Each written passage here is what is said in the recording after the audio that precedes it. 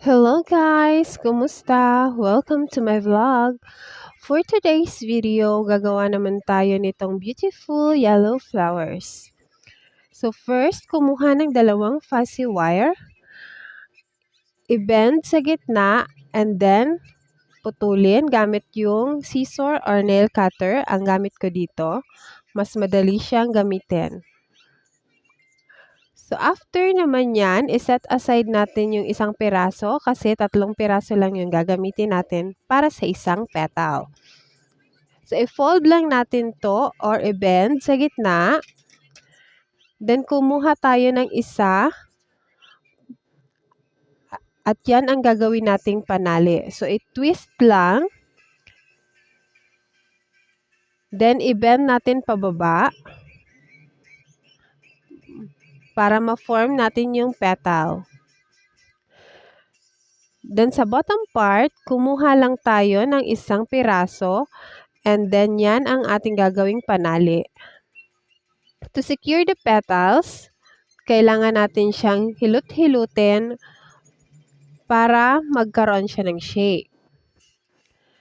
Then, para naman sa stem, pwede kayong gumamit ng floral wire or kung wala naman ay kumuha lang kayo ng green na fuzzy wire, i-bend and i-twist to make the stem.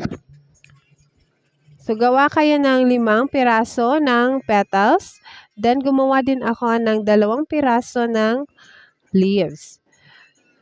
So, start na natin tong i-glue gamit ang ating glue gun. So, first, ay pinagdikit ko muna yung 3 petals. Saka ko nilagay yung stem sa gitna.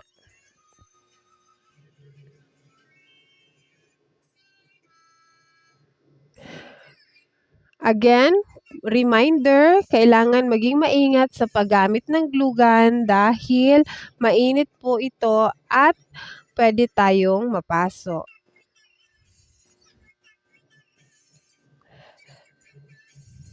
So, after nyo nailagay na yung lahat ng petals, kailangan nyo lang siyang hilot-hilutin habang mainit pa para ma-form natin yung magandang flower.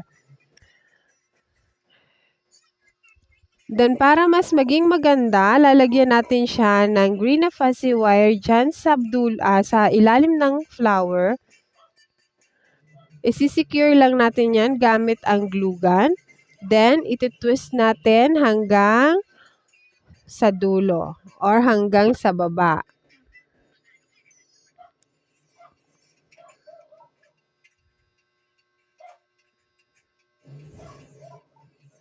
Kapag natapos na kayo dito, pwede nyo nang ilagay yung leaves or yung mga dahon. So, dyan gumamit lang ako ng glue stick para idikit yung dahon. Pwede rin kayong gumamit ng fuzzy wire or ng floral tape.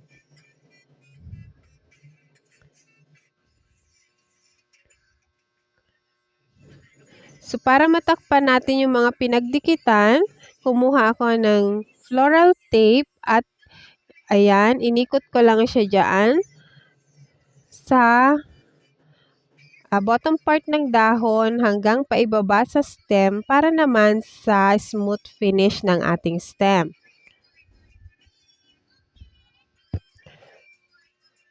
Kapag nakagawa na kayo nitong 1 piraso ng bulaklak, you can also make more kasi mas marami, mas maganda.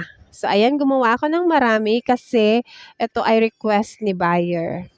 So, thank you for watching. Don't forget to like and subscribe. Bye-bye!